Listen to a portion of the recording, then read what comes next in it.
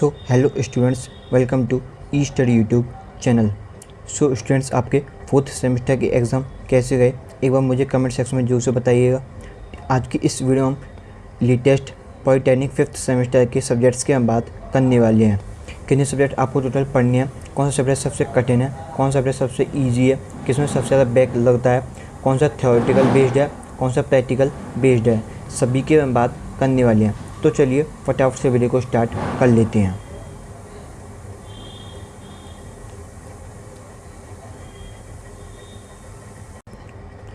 तो यहाँ पर स्टूडेंट्स आपको टोटल 5 सब्जेक्ट पढ़ने हैं।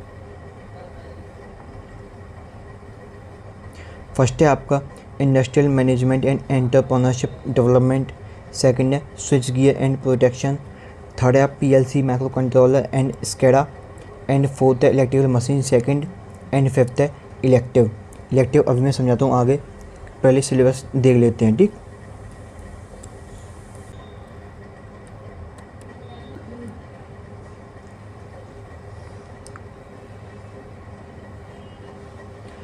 देखिए हम यहाँ पर अपने सिलेबस पर पहुँच चुके हैं। तो सबसे पहले आप नोटिस करेंगे इसमें लिखा है इंडस्ट्रियल ट्रेनिंग।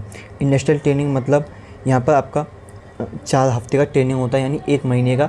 इसमें एक सर्टिफिकेट प्रोवाइड कराया जाता है जो कि 50 मार्क्स इसी के बेस्ड पर होते हैं। ठीक है, आपकी इसमें क्या पोजीशन रही, क्या आपने प्रॉपर ध्यान दिया नहीं दिया, किस हिसाब से आपका सर्टिफिकेट बनाया, उसी के ब्याह पर आपको 50 में से नंबर दिए जाते हैं। ठीक है, राइट। सेकंड सब्जेक्ट की हम बात करें तो ये है industrial management and entrepreneurship development यानी IMED। इसमें टोटल 50 मार्क्स का तो पेपर होता है, 20 मार्क्स आपको कॉलेज की तरफ से मिलेंगे, एंड बाहर से कोई प्रैक्टिकल वाले नहीं आते हैं तो ये 70 मार्क्स का होता है। ठीक, नेक्स्ट सब्जेक्ट की हम बात करें तो ये स्विच गियर एंड प्रोटेक्शन। इसमें 50 मार्क्स का थ्योरी पेपर होता है, 20 मार्क्स आपको कॉलेज की तरफ से मिलते हैं, एंड यहाँ पर भी कोई प्रैक्टिकल नहीं होता है तो यहाँ पर भी 70 मार्क्स हो जाते हैं। PLC माइक्रो कंट्रोलर एंड स्केडा, इसमें 50 मार्क्स का तो थ्योरी पेपर होता है, 55 नंबर आपको कॉलेज की तरफ से मिलते हैं, 70 मार्क्स बाहर एक्सटर्नल वाइवे जो लेते हैं वो दे के आते हैं, तो ये टोटल 175 मार्क्स बैठ जाता है। ठीक, 120 आपका एक्सटर्नल हो गया, 70 और 50, और 55 आपका इंटरनल हो जाता है, 35 और 20, तो यहाँ पर भी 175 मार्क्स हो जाता है। नेक्स्ट ऐसे इलेक्ट्रिकल मशीन सेकंड, इसमें भी ऐसा ही है, सेम टू सेम। यहाँ पर भी आपको 50 मार्क्स का पेपर देना है पहले, 55 मार्क्स आपको कॉलेज की तरफ से मिलेंगे, एंड 70 मार्क्स बाहर जो प्रैक्टिकल वाइवा लेने आते हैं वो वहाँ से दे के आते हैं, तो यहाँ पर 175 मार्क्स हो जाते हैं। अब ये जो है लास्ट इलेक्टिव का मतलब क्या है, यहाँ पर आपको 2 सब्जेक्ट मिलते हैं, रिन्यूएबल सोर्सेज ऑफ एनर्जी या इलेक्ट्रिक डायरेक्शन।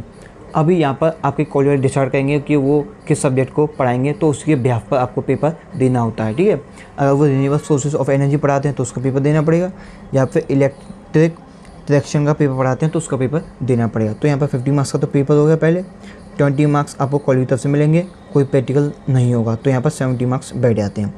ACA के आपको मालूम ही है 30 मार्क्स मिलते हैं। ठीक, अभी बात करते हैं जो सबसे टफ सब्जेक्ट पढ़ता है, तो वो यहाँ पर एक ही है जो कि PLC।